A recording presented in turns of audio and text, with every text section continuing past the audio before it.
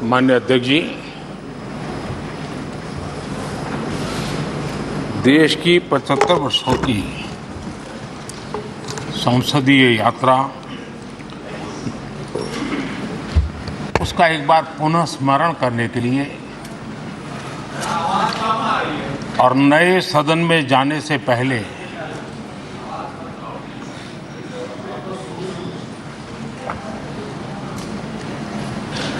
उन प्रेरक पलों को, इतिहास की महत्वपूर्ण घड़ी को स्मरण करते हुए आगे बढ़ने का ये अवसर है। हम सब इस ऐतिहासिक भवन से विदा ले रहे हैं। आजादी के पहले ये सदन इंपीरियल लेजिस्लेटिव काउंसिल का स्थान हुआ करता था। आजादी के बाद ये संसद भवन के रूप में उसको पहचान मिली। ये सही है, इस इमारत के निर्माण करने का निर्णय विदेशी शासकों का था, लेकिन ये बात हम न कभी भूल सकते हैं और हम गर्व से कह सकते हैं कि इस भवन के निर्माण में पसीना मेरे देशवासियों का लगा था, परिश्रम मेरे देशवासियों का लगा था और पैसे भी मेरे देश के लोगों के।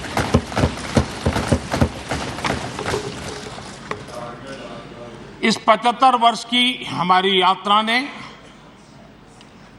अनेक लोकतांत्रिक परंपराओं और प्रक्रियाओं का उत्तम से उत्तम सृजन किया है और इस सदन में रहे हुए सबने उसमें सक्रियता से योगदान भी दिया है और साक्षी भाव से उसको देखा भी है। हम भले नए भवन में जाएंगे, लेकिन पुराना भवन भी, ये भवन भी आने वाली पीढ़ियों को हमेशा हमेशा प्रेरणा देता रहेगा।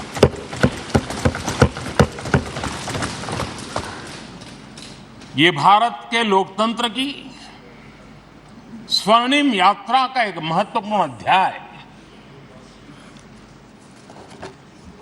जो सारी दुनिया को भारत की रगों में लोकतंत्र का सामर्थ्य कैसे है, इसका परिचित कराने का काम इस इमारत से होता रहेगा। आदरणीय अध्यक्ष जी, अमृतकाल की प्रथम प्रभा का प्रकाश राष्ट्र में एक नया विश्वास, नया आत्मविश्वास, नया उमंग, नए सपने, नए संकल्प और राष्ट्र का नया सामर्थ्य उसे भर रहा है। चारों तरफ आज भारतवासियों की उपलब्धि की चर्चा हो रही है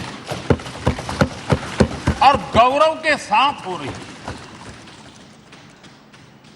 ये हमारे 75 साल के संसदीय इतिहास का एक सामूहिक प्रयास का परिणाम है, जिसके कारण विश्व में आज वो गूंज सुनाई दे रही है। आदरणीय अध्यक्ष जी, चंद्रयान 3 की सफलता न सिर्फ पूरा भारत, पूरा देश अभिभूत है और इसमें भारत के सामर्थ्य का एक नया रूप जो आधुनिकता से जुड़ा है, जो विज्ञान से जुड़ा है, जो टेक्नोलॉजी से जुड़ा है, जो हमारे वैज्ञानिकों के सामर्थ्य से जुड़ा है, जो 140 करोड़ देशवासियों के संकल्प की शक्ति से जुड़ा हुआ है, वो देश और दुनिया पर एक नया प्रभाव पैदा करने वाला है।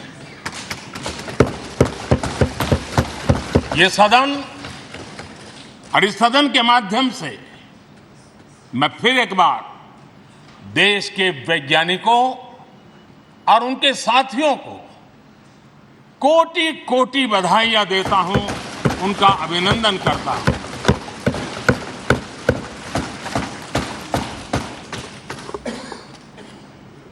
आदरणीय अध्यक्ष जी, ये सदन ने भूतकाल में जब नेम की समिट हुई थी, सर्वसम्मति से प्रस्ताव पारित करके देश के इस प्रयास को सराहा था। आज G20 की सफलता को भी आपने सर्वसम्मति से सराहा है। मैं मानता हूं देशवासियों का आपने गौरव बढ़ाया है। मैं आपका आभार व्यक्त करता हूं। G20 की सफलता 140 करोड़ देशवासियों की है। ये भारत की सफलता है, किसी व्यक्ति की सफलता नहीं है, किसी दल की सफलता नहीं है। भारत के फेडरल स्ट्रक्चर ने, भारत की विविधता ने 60 स्थानों पर 200 से अधिक समिट और उसकी मेजबानी हिंदुस्तान के अलग अलग रंग रूप में देश की अलग अलग सरकारों ने बड़े आन बान शान से की और ये प्रभाव पूरे विश्व भर के मन पर पड़ा हुआ है। ये हम सबके सेलिब्रेट करने वाला विषय है, देश के गौरवगान को बढ़ाने वाला है।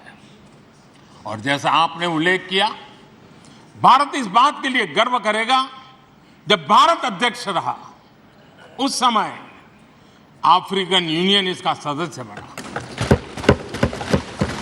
मैं उस इमोशनल पल को भूल नहीं सकता जब अफ्रीकन यूनियन की घोषणा हुई और अफ्रीकन यूनियन के प्रेसिडेंट, उन्होंने एक इंटरव्यू में कहा कि मेरे जीवन में ऐसी पल थी, शायद मैं बोलते बोलते रो पड़ूंगा। आप कल्पना कर सकते हैं कि कितनी बड़ी अपेक्षा और आशाएं पूरी करने का काम भारत के भाग्य में आया। आदरणीय अध्यक्ष जी, भारत के प्रति शक करने का एक स्वभाव कई लोगों का बना हुआ है और जब आजादी मिली तब से चल रहा है। इस बार भी यही था, कोई डिक्लेरेशन नहीं होगा, असंभव है। लेकिन ये भारत की ताकत है कि वह भी हुआ और विश्व सर्वसम्मति से एक साझा घोषणा पत्र लेकर के आगे का रोड मैप लेकर के यहां से प्रारंभ हुआ है। और अध्यक्ष जी, आपके नेतृत्व में, क्योंकि भारत की अध्यक्षता नवंबर के आखिरी दिन तक है, इसलिए अभी हमारे पास जो समय है उसका उपयोग हम करने वाले हैं। और आपकी अध्यक्षता में दुनिया भर के ये जो G20 के सदस्य हैं, P20 पार्लियामेंट के स्पीकर्स की एक समिट जैसे आपने घोषणा की, सरकार का आपके इस प्रयासों को पूरा समर्थन रहेगा, पूरा सहयोग रहेगा। आदरणीय अध्यक्ष जी, हम सबके लिए गर्व की बात है कि आज भारत विश्व मित्र के रूप में अपनी जगह बना पाया है। पूरा विश्व भारत में अपना मित्र खोज रहा है, पूरा विश्व भारत की मित्रता को अनुभव कर रहा है। और उसका मूल कारण है हमारे जो संस्कार है, वेद से विवेकानंद तक जो हमने पाया है। सबका साथ सबका विकास का मंत्र आज विश्व को हमें साथ लाने में जोड़ रहा है। आदरणीय अध्यक्ष जी, ये सदन से विदाई लेना एक बहुत ही भावुक पल है। परिवार भी अगर पुराना घर छोड़कर के नए घर जाता है तो बहुत सारी यादें कुछ पल के लिए उसको झकझोर देती है। और हम जब ये सदन को छोड़ के जा रहे हैं तो हमारा मन मस्तिष्क भी उन भावनाओं से भरा हुआ है, अनेक यादों से भरा हुआ है। खट्टे मीठे अनुभव भी रहे हैं, नोकझोंक भी रही है, कभी संघर्ष का माहौल भी रहा है और कभी इसी सदन में उत्सव और उमंग का माहौल भी रहा है। ये सारी स्मृतियां हमारे साथ हम सबकी साझी स्मृतियां हैं, ये हम सबकी साझी विरासत है और इसलिए इसका गौरव भी हम सबका साझा है।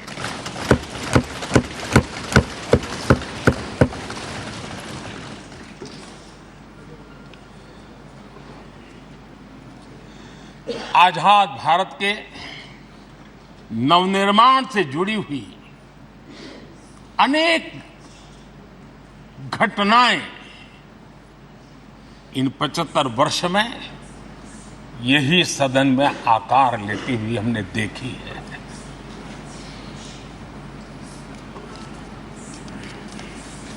आज हम जब इस सदन को छोड़ करके नए सदन की ओर प्रस्थान करने वाले हैं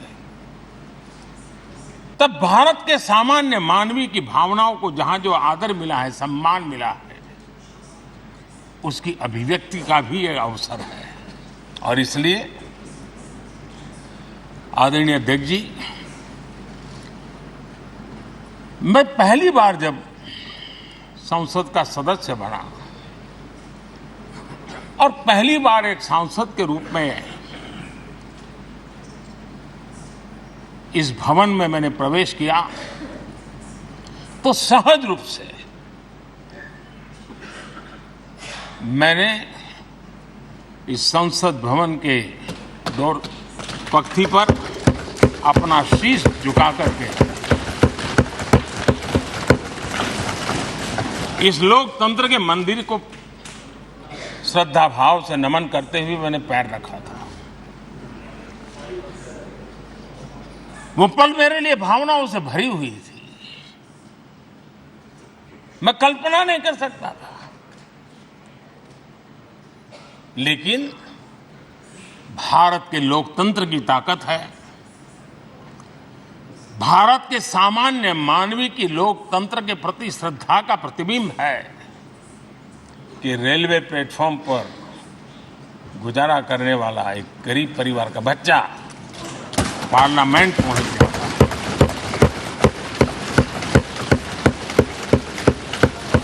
मैंने कभी कल्पना तक नहीं की थी कि देश मुझे इतना सम्मान देगा, इतना आशीर्वाद देगा, इतना प्यार देगा। सोचा नहीं था अध्यक्ष जी।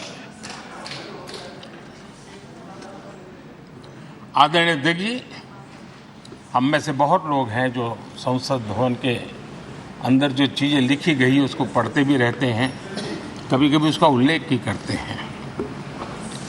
हमारे यहाँ संसद भवन के प्रवेश द्वार पर एक छांदोग्य उपनिषद का एक वाक्य है, लोक द्वारम करके पूरा वाक्य है। उसका मतलब ये होता है कि जनता के लिए दरवाजे खोलिए और देखिए कि कैसे वो अपने अधिकारों को प्राप्त करती है। हमारे ऋषि मुनियों ने ये लिखा हुआ, हमारे प्रवेश द्वार पर लिखा हुआ। हम सब और हमारे पहले जो यहां रहे हैं वो भी इस सत्यता के साक्षी है। आदरणीय अध्यक्ष जी, समय रहते जैसे जैसे वक्त बदलता गया, ये हमारे सदन की संरचना भी निरंतर बदलती रही है और अधिक समावेशी बनती गई है।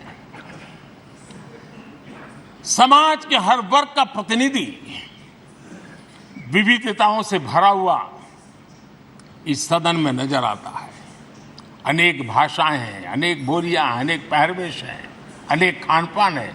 सदन के अंदर सब कुछ है और समाज के सभी तबके के लोग, चाहे वो सामाजिक रचना के हो, चाहे आर्थिक रचना के हो, चाहे गांव या शहर के हो, एक प्रकार से पूर्ण रूप से समावेशी वातावरण सदन में पूरी ताकत के साथ जन सामान्य की इच्छा आकांक्षाओं को प्रकट करता रहा है।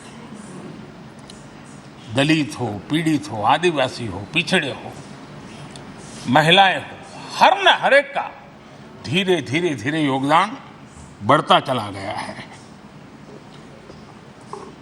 आदरणीय अध्यक्ष जी, प्रारंभ में महिलाओं की सदस्य संख्या कम थी, लेकिन धीरे धीरे माताओं बहनों ने भी इस सदन की गरिमा को बढ़ाया है। इस सदन के गरिमा में बहुत बड़ा बदलाव लाने में उनका योगदान रहा है। आदरणीय अध्यक्ष जी, प्रारंभ से अब तक एक मोटा हिसाब लगाता था, करीब 7,500 से अधिक जनप्रतिनिधि दोनों सदनों में मिलाकर के योगदान दे चुके हैं। इतने सालों में 7,500 से करीब ज्यादा। इस कालखंड में करीब 600 महिला सांसदों ने भी इस सदन की गरिमा को बढ़ाया है, दोनों सदन में। और आदरणीय अध्यक्ष जी, आप जानते हैं कि इस सदन में आदरणीय इंद्रजीत गुप्ता जी 43 ईयर, अगर मेरी गलती नहीं हो तो 43 ईयर इस सदन में लंबा समय बैठ करके इस सदन के साक्षी बनने का उनको सौभाग्य मिला। और यही सदन है आदरणीय अध्यक्ष जी, जहां शकीकुर रहमान जी 93 की एज में भी सदन में अपना योगदान देते रहे, जबकि उनकी उम्र 93। और आदरणीय अध्यक्ष जी, ये भारत के लोकतंत्र की ताकत है कि 25 साल की उम्र की चंद्रमणि मुर्मू इस सदन की सदस्य बनी थी। सिर्फ 25 साल की उम्र की, सबसे छोटी उम्र की सदस्य बनी थी। आदरणीय अध्यक्ष महोदय, वाद विवाद, कटाक्ष, ये सब कुछ हम सब ने अनुभव किया है, हम सब ने इनिशिएट भी किया है, कोई बाकी नहीं है। लेकिन उसके बावजूद भी शायद जो परिवार भाव हम लोगों के बीच में रहा है, हमारे पहले की पीढ़ियों में भी रहा है, जो लोग प्रचार माध्यमों से हमारे यहाँ का रूप देखते हैं और बाहर निकलते ही हमारा जो अपनापन होता है, परिवार भाव होता है, वो एक अलग ही ऊंचाई पर ले जाता है। और ये भी इस सदन की ताकत है, एक परिवार भाव। और उसके साथ साथ हम कभी कड़वाहट पाल करके नहीं जाते हैं। हम उसी प्यार से सदन छोड़ने के कई वर्षों के बाद भी मिल जाए तो भी उस प्यार को कभी भूलते नहीं है, उस स्नेह भरे याद दिनों को भूलते नहीं है। वो मैं अनुभव कर सकता हूं। आदरणीय अध्यक्ष जी, हमारे पहले भी और वर्तमान भी हमने कई बार देखा है कि अनेक संकटों के बावजूद भी, अनेक असुविधाओं के बावजूद भी सांसद सदन में आए हैं और उन्होंने शारीरिक पीड़ा भी असह्य हो तो भी सदन में एक सांसद के रूप में, जनप्रतिनिधि के रूप में अपना कर्तव्य निभाया है। ऐसी अनेक घटनाएं आज हमारे सामने हैं। गंभीर गंभीर बीमारियों के बावजूद भी कोई व्हीलचेयर में आना पड़ा, किसी को डॉक्टरों को बाहर खड़े रख करके अंदर आना पड़ता था, लेकिन सभी सांसदों ने कभी न कभी इस प्रकार से अपनी भूमिका निभाई। कोरोना काल हमारे सामने उदाहरण है। हर परिवार में रहता था कहीं बाहर जाए तो मौत को बुलावा न दे दे, उसके बावजूद भी हमारे माननीय सांसद दोनों सदन में कोरोना काल के इस संकट की घड़ी में भी सदन में आए, अपना कर्तव्य निभाया। हमने राष्ट्र का काम रुकने नहीं दिया। आवश्यकता पड़ी, डिस्टेंस रखना भी था और बार बार टेस्टिंग भी करना पड़ता था। सदन में आते थे लेकिन मास्क पहनना पड़ता था।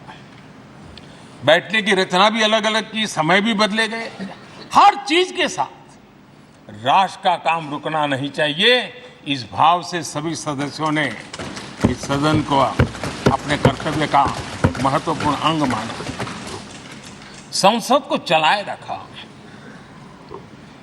और मैंने देखा है कि इस सदन से इतना लगाव लोगों का रहता है कि पहले कभी हम देखते थे कोई 30 साल पहले सांसद रहा होगा, कोई 35 साल पहले रहा होगा, लेकिन वो सेंट्रल हॉल तो जरूर आएगा। जैसे मंदिर जाने की आदत होती है वैसे उनको सदन में आने की आदत है। इस जगह का लगाव बन जाता है, एक आत्मीय भाव से जुड़ाव हो जाता है। और ऐसे बहुत से पुराने लोग हैं जो आते जाते भी मन करता है जरा चलो एक चक्कर काट ले। आज उनका जनप्रतिनिधि के नाते दायित्व तो नहीं है, लेकिन भूमि के प्रति उनका लगाव हो जाता है। ये सामर्थ्य होता है इस सदन का। आदरणीय अध्यक्ष महोदय, आजादी के बाद बहुत बड़े बड़े विद्वान लोगों ने बहुत आशंकाएं व्यक्त की थी। पता नहीं देश का क्या होगा, चल पाएगा कि नहीं चल पाएगा, एक रहेगा कि बिखर जाएगा, लोकतंत्र बना रहेगा नहीं, 50। लेकिन इस देश की संसद की ताकत है कि पूरे विश्व को गलत सिद्ध कर दिया और ये राष्ट्र पूरे सामर्थ्य के साथ आगे बढ़ता रहा। और इस विश्वास से कि हम भले आशंकाएं होंगी, घने काले बादल होंगे, लेकिन सफलता प्राप्त करते रहेंगे। और ये हम सब लोगों ने, हमारी पुरानी पीढ़ियों ने मिलकर के इस काम को करके दिखाया है। इसका गौरवगान करने का ये अवसर है। आदरणीय अध्यक्ष जी, इसी भवन में 2 साल 11 महीने तक संविधान सभा की बैठकें हुई और उसने देश के लिए एक मार्गदर्शक जो आज भी हमें चलाता है, हमारे संविधान दिया। और 26 नवंबर 1949 को जो संविधान हमें मिला वो 26 जनवरी 1950 को लागू हुआ। इन 75 वर्षों में सबसे बड़ा जो अचीवमेंट है वो ये है कि देश के सामान्य मानवी का इस संसद पर विश्वास बढ़ता ही गया है। और लोकतंत्र की सबसे बड़ी ताकत यही है कि इस महान संस्था के प्रति, इस महान इंस्टीट्यूशन के प्रति, इस व्यवस्था के प्रति उनका विश्वास अटूट रहे, विश्वास उनका बना रहे। इन 75 वर्षों में हमारी संसद ने जन भावनाओं की अभिव्यक्ति का भवन भी बना दिया। यहाँ जन भावनाओं की पुरजोश अभिव्यक्ति और हम देखते हैं राजेंद्र बाबू से लेकर डॉक्टर कलाम, रामनाथ जी कोविंद और अभी द्रौपदी मुर्मू जी, इन सब के संबोधन का लाभ हमारे सदनों को मिला है, उनका मार्गदर्शन मिला है। आदरणीय अध्यक्ष जी, पंडित नेहरू जी, शास्त्री जी, वहां से लेकर के अटल जी, मनमोहन सिंह जी तक एक बहुत बड़ी श्रृंखला जिसने इस सदन का नेतृत्व किया है और सदन के माध्यम से देश को दिशा दी है, देश को नए रंग रूप में ढालने के लिए उन्होंने परिश्रम किया है, पुरुषार्थ किया है। आज उन सबका गौरवगान करने का भी अवसर है। आदरणीय अध्यक्ष जी, सरदार वल्लभ भाई पटेल, लोहिया जी, चंद्रशेखर जी, आडवाणी जी, न जाने अनगिनत नाम, जिन्होंने हमारे इस सदन को समृद्ध करने में, चर्चाओं को समृद्ध करने के लिए, देश के सामान्य से सामान्य व्यक्ति की आवाज को ताकत देने का काम इस सदन में किया है। विश्व के भी अनेक राष्ट्राध्यक्षों ने हमारे इन सदनों को संबोधित करने का भी अवसर आए हैं और उनकी बातों में भी भारत के लोकतंत्र के प्रति आदर का भाव व्यक्त हुआ है।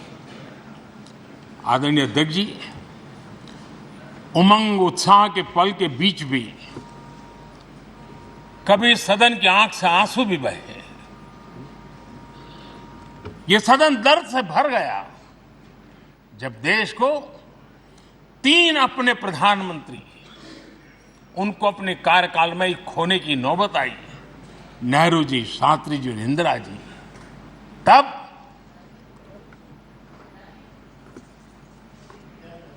ये सदन अश्रु भीनी आंखों से उन्हें विदाई दे रहा था। आदरणीय अध्यक्ष जी, अनेक चुनौतियों के बावजूद भी हर स्पीकर ने, हर सभापति ने बेहतरीन तरीके से दोनों सदनों को सुचारू रूप से चलाया है और अपने कार्यकाल में उन्होंने जो निर्णय किए वो निर्णय मावलंकर जी से काल से शुरू हुए हो या सुमित्रा जी के कालखंड के हो या बिरला जी के, आज भी उन निर्णयों को रेफरेंस पॉइंट माना जाता है। ये काम हमारे करीब 17 स्पीकर और उसमें 2 हमारी महिला स्पीकर ने भी, और मावलंकर जी से लेकर के सुमित्रा ताई तक और बिरला जी का मार्गदर्शन आज भी हमें मिल रहा है। हर एक ने अपनी अपनी शैली रही है, लेकिन उन्होंने सबको साथ लेकर के नियमों कानूनों के बंधन में इस सदन को हमेशा ऊर्जावान बनाए रखा है। मैं आज उन सभी स्पीकर महोदय को भी आज वंदन करता हूं, अभिनंदन करता हूं। आदरणीय अध्यक्ष जी, ये सही है कि हम जनप्रतिनिधि अपनी अपनी भूमिका निभाते हैं, लेकिन सातत्यपूर्ण तरीके से हमारे बीच जो ये टोली बैठती है उनकी भी कई पीढ़ियां बदल गई है। कभी कागज लेके दौड़ के आते हैं, उनका भी योगदान कम नहीं है।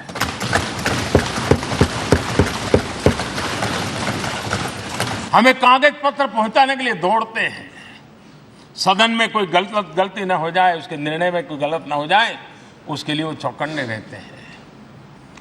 जो काम इनके द्वारा हुआ है उसने भी सदन के क्वालिटी ऑफ गवर्नेंस में तेजी लाने में बहुत बड़ी मदद की है। मैं उन सभी साथियों का और इनके पूर्व में जो रहे हैं उनका भी हृदय से अभिनंदन करता हूं। इतना ही नहीं, सदन मतलब ये खंड ही नहीं है, इस पूरे परिसर में अनेक लोगों ने, किसी ने हमें चाय पिलाई होगी, किसी ने पानी पिलाया होगा, किसी ने रात रात चली हुई सदन को किसी को भूखा पेट रहने नहीं दिया होगा। कई प्रकार की सेवाएं की होगी। किसी ने माली ने इसके बाहर के एनवायरनमेंट को संभाला होगा, किसी ने इसकी सफाई की होगी, न जाने कितने ही अनगिनत लोग होंगे जिन्होंने हम सब अच्छे ढंग से काम कर सके और यहां जो काम हो वो काम देश को आगे बढ़ाने के लिए अधिक से अधिक तेजी से हो, उसके लिए जो माहौल बनाना, व्यवस्था बनाना, उसके लिए जिसने योगदान दिया है, मेरी तरफ से भी और इस सदन की तरफ से भी मैं उनका विशेष रूप से नमन करता हूं।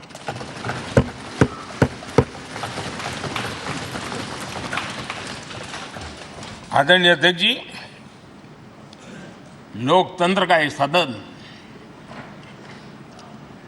आतंकी हमला हुआ, पूरे विश्व में यह आतंकी हमला एक इमारत पर नहीं था, ये मदर ऑफ डेमोक्रेसी एक प्रकार से हमारी जीवात्मा पर यह हमला था। ये देश उस घटना को कभी भूल नहीं सकता है, लेकिन आतंकियों से लड़ते लड़ते सदन को बचाने के लिए और हर सदस्य को बचाने के लिए जिन्होंने अपने सीने पर गोलियां झेली, आज मैं उनको भी नमन करता हूं। हमारे बीच नहीं है, लेकिन उन्होंने बहुत बड़ी रक्षा की है। आदरणीय अध्यक्ष जी, जब आज हम इस सदन को छोड़ रहे हैं, तब मैं उन पत्रकार मित्रों को भी याद करना चाहता हूं जिन्होंने जीवन में, कुछ लोग तो ऐसे हैं जिन्होंने पूरा जीवन अपने कार्यकाल में संसद के काम को ही उन्होंने रिपोर्ट किया है। एक प्रकार से वो जीवंत साक्षी रहे हैं। उन्होंने यहां की पल पल की जानकारी देश तक पहुंचाई, और तब तो ये सारा टेक्नोलॉजी अवेलेबल नहीं थी, तब वही लोग थे जो यहां की बात पहुंचाते थे, और उनका सामर्थ्य था वो अंदर की भी पहुंचाते थे और अंदर की भी पहुंचाते थे।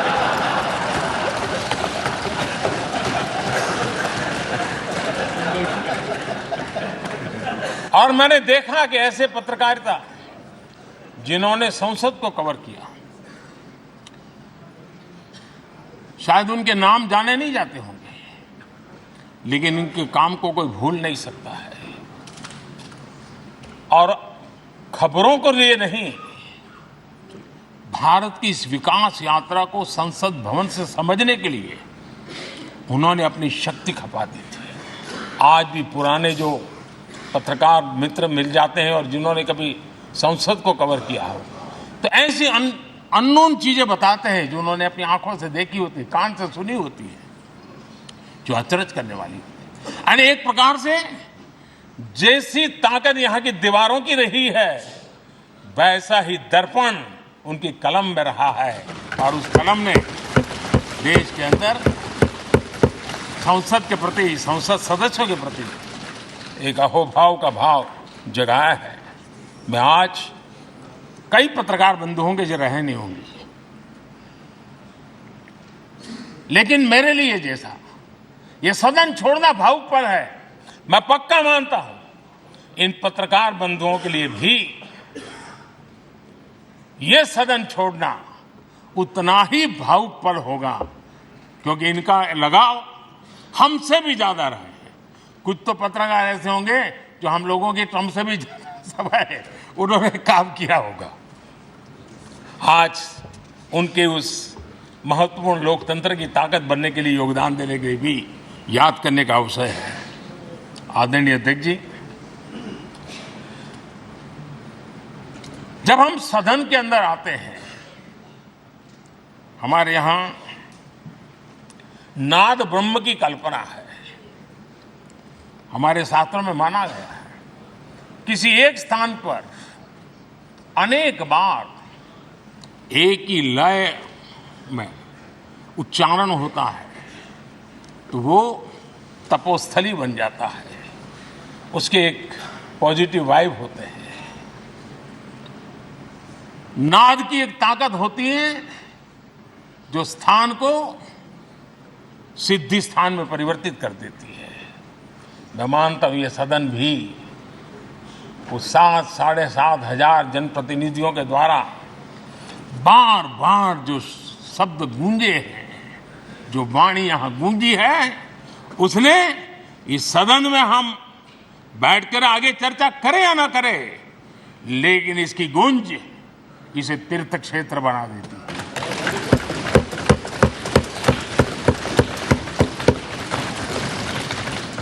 एक जागृत जगह बन जाती है और लोकतंत्र की प्रति श्रद्धा रखने वाला व्यक्ति आज से 50 साल के बाद भी जब यहां देखने के लिए भी आएगा तो उसे उस गूंज की अनुभूति होगी कि कभी भारत की आत्मा की आवाज यहां पर गूंजती थी।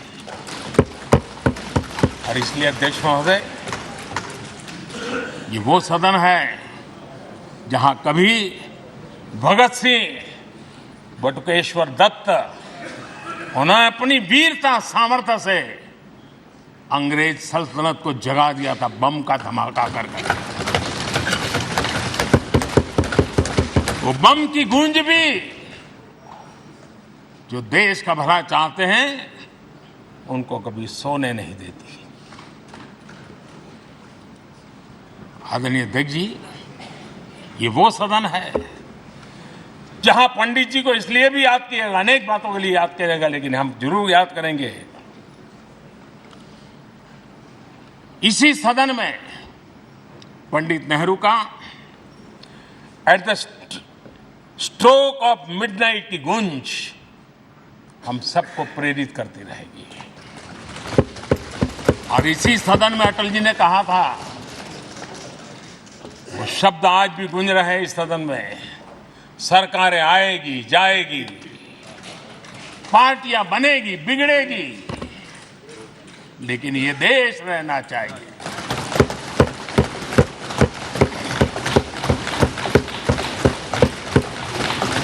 आदरणीय अध्यक्ष जी, पंडित नेहरू की जो प्रारंभिक मंत्री परिषद थी, बाबा साहब आम्बेडकर जी एक मंत्री के रूप में दुनिया की बेस्ट प्रैक्टिसेस भारत में लाने पर बहुत जोर दिया करते थे। फैक्ट्री कानून में अंतर्राष्ट्रीय सुझावों को शामिल करने पर बाबा साहब सर्वाधिक आग्रही रहे थे और उसका परिणाम आज देश को लाभ मिल रहा है। बाबा साहब आम्बेडकर ने देश को नेहरू जी की सरकार में वाटर पॉलिसी दी थी और उस वाटर पॉलिसी बनाने में बाबा साहब आम्बेडकर की बहुत बड़ी भूमिका रही थी। आदरणीय अध्यक्ष जी,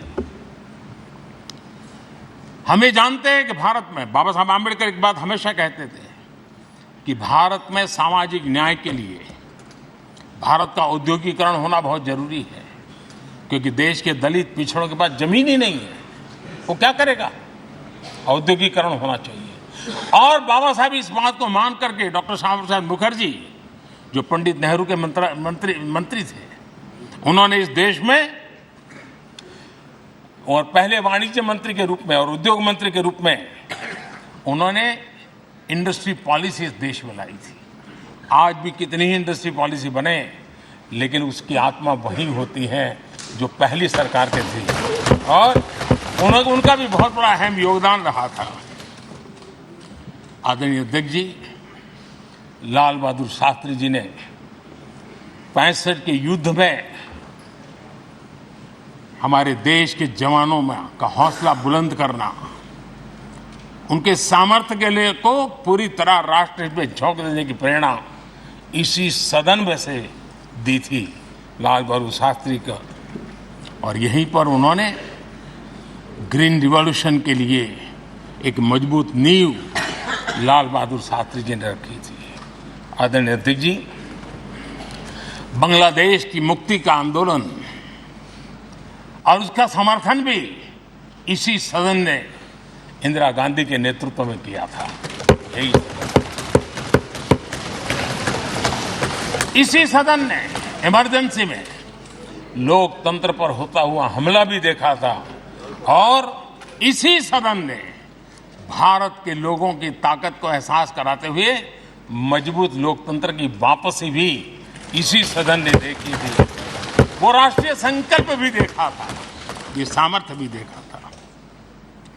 आदरणीय अध्यक्ष जी, ये सदन इस बात का हमेशा ऋणी रहेगा क्योंकि इसी सदन में हमारे पूर्व प्रधानमंत्री चरण सिंह जी ने ग्रामीण मंत्रालय का गठन किया था, रूरल डेवलपमेंट मिनिस्ट्री।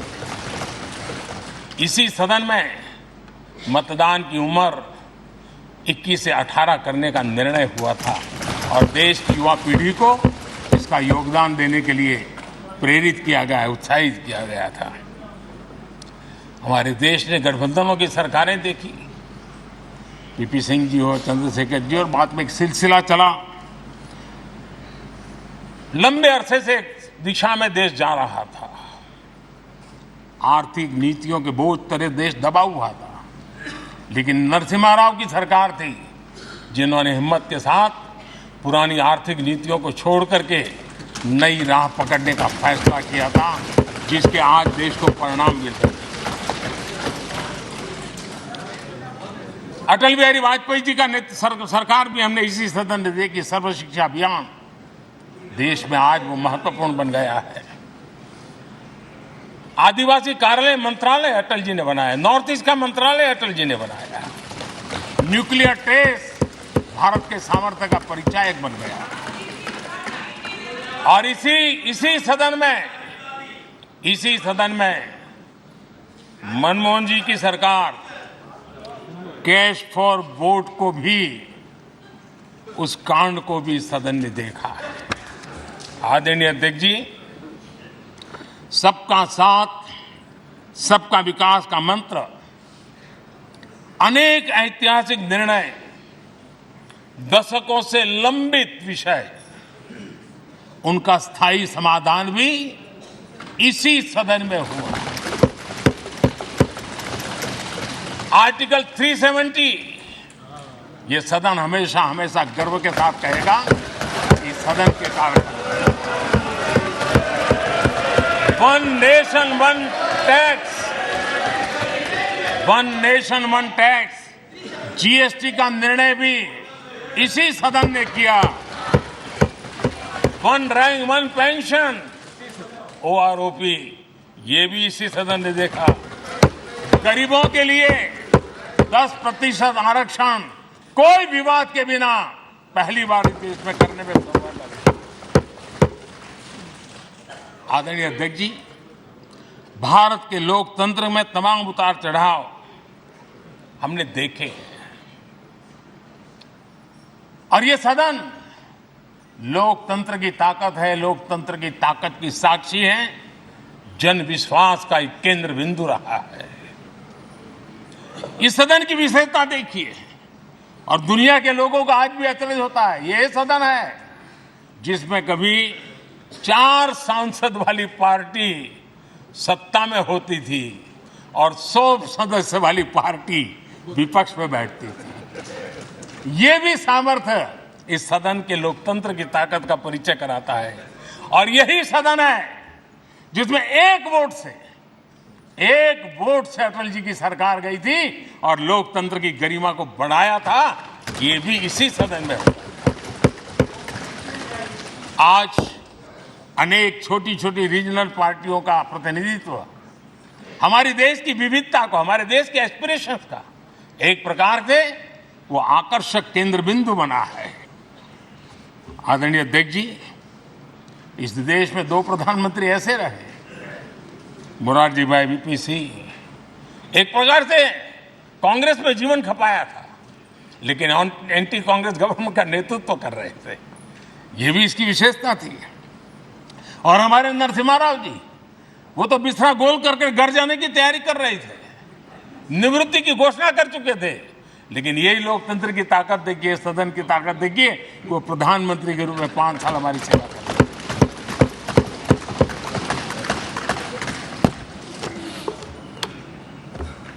आदरणीय अध्यक्ष जी,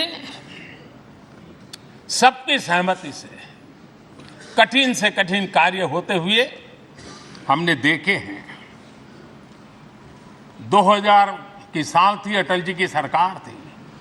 इसी सदन ने 3 राज्यों का गठन सर्व स्वीकृति से किया और बड़े उमंग उत्साह से किया। जब छत्तीसगढ़ की रचना हुई तो उत्सव छत्तीसगढ़ ने भी मनाया, उत्सव मध्य प्रदेश ने भी मनाया। जब उत्तराखंड की रचना हुई तो उत्सव उत्तराखंड ने भी मनाया, उत्सव उत्तर प्रदेश ने भी मनाया। जब झारखंड की रचना हुई तो उत्सव झारखंड ने भी मनाया, उत्सव बिहार ने भी बताया। ये हमारे सदन का सामर्थ्य, सब सहमति का वातावरण बना करके। लेकिन कुछ कड़वी यादें वो भी हैं कि तेलंगाना के हक को दबोचने के लिए भारी प्रयास हुए, खून की नदियां भी बही और बनने के बाद न तेलंगाना उत्सव मना पाया, न आंध्र उत्सव मना पाया। एक कटुता के बीज बो दिए गए। अच्छा होता उसी उमंग और उत्साह के साथ हम तेलंगाना का निर्माण करते तो एक नई ऊंचाई पर आज तेलंगाना पहुंच चुका होता। आदरणीय अध्यक्ष जी, संविधान सभा ने, आदरणीय अध्यक्ष जी, इस सदन की परंपरा रही है। संविधान सभा ने उस समय अपना दैनिक भत्ता 45 रुपये से कम करके 40 कर दिया था। उनको लगा हमें इसको कम करना चाहिए। आदरणीय अध्यक्ष जी, यही सदन है कैंटीन में मिलने वाली सब्सिडी, जो बहुत कम पैसे में खाना मिलता था, इसी सदस्यों ने उस सब्सिडी को भी खत्म कर दिया और पूरा पैसा देकर के अब कैंटीन में खाते हैं। आदरणीय अध्यक्ष जी, कोरोना काल में जब जरूरत पड़ी तो यही सांसद जिन्होंने एमपी लेड फंड को छोड़ दिया और देश को इस संकट की घड़ी में मदद करने के लिए आगे आए। इतना ही नहीं, कोरोना काल में इसी सदन के सांसदों ने अपने तनख्वाह में 30% कटौती की और उन्होंने देश के सामने आए हुए संकट में अपनी बहुत बड़ी जिम्मेवारी निभाई।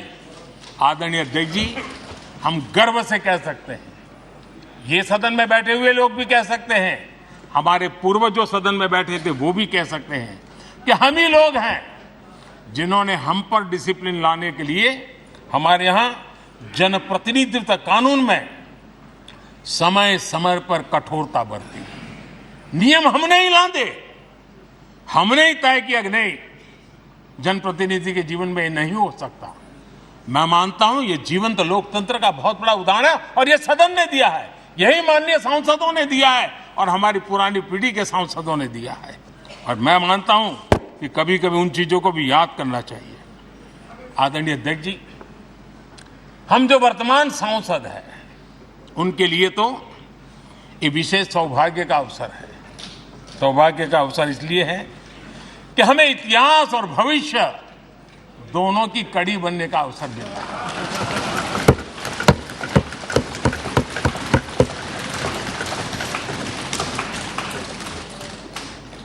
कल और आज से जुड़ने का हमें अवसर मिल रहा है और आने वाली कल निर्माण करने का एक नया विश्वास, नया उमंग, नए उत्साह के साथ हम यहां से विदाई लेने वाले हैं।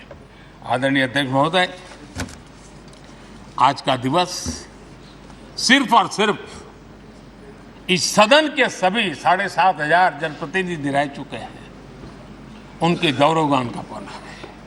इन दीवारों से हमने जो प्रेरणा पाई है, जो नया विश्वास पाया है, उसको लेकर जाने का है। बहुत सी बातें ऐसी थी जो सदन में हर किसी की ताली की हकदार थी, लेकिन शायद राजनीति उसमें भी आड़े आ रही है। नेहरू जी के योगदान का गौरवगान अगर इस सदन में होता है, कौन सदस्य होगा जिसको ताली बजाने का मन न कर जाए। लेकिन उसके बावजूद भी उसके बावजूद भी देश के लोकतंत्र के लिए बहुत जरूरी है हम सब ने अपने यहां सोच लें। आदरणीय अध्यक्ष जी, मुझे पूरा विश्वास है कि आपके मार्गदर्शन में और इस अनुभवी माननीय सांसदों के सामर्थ्य से हम नई संसद में जब जाएंगे तो नए विश्वास के साथ जाएंगे। मैं फिर एक बार आज पूरा दिवस आपने इन पुरानी स्मृतियों को ताज़ा करने के लिए दिया, एक अच्छे वातावरण में सबको याद करने का मौका दिया। इसके लिए मैं आप सबका आपका हृदय से आभार व्यक्त करता हूं और मैं सभी सदस्यों से आग्रह करूंगा कि अपने जीवन की ऐसी मधुर यादों को यहां हम जरूर व्यक्त करें ताकि देश तक पहुंचे कि सचमुच में ये हमारा सदन, ये हमारे जनप्रतिनिधियों की गतिविधि सच्चे अर्थ में देश को समर्पित है, इसका भाव लोगों के तक पहुंचे। इसी एक अपेक्षा के साथ मैं फिर एक बार इस धरती को प्रणाम करता हूं, इस सदन को प्रणाम करता हूं।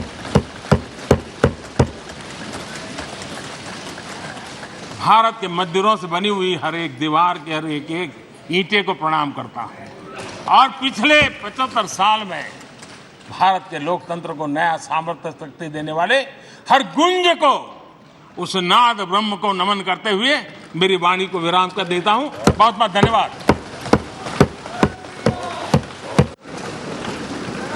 माननीय सदस्यगण, माननीय प्रधानमंत्री जी ने इस सदन की सीख, अनुभव, यहाँ की प्रेरणा, यहाँ की गूंज के बारे में व्यक्त किया है। मैं ये अपेक्षा करूँगा कि आज का दिन इसी तरीके से सकारात्मक वातावरण में हम चर्चा करें, सकारात्मक विषय रखें और जो कुछ भी यहाँ से सीखा है, हमारे पूर्वजों ने जो कुछ भी इस देश को, लोकतंत्र को दिया है, उसके बारे में सकारात्मक विचार रखें। आप सभी को बहुत बहुत धन्यवाद।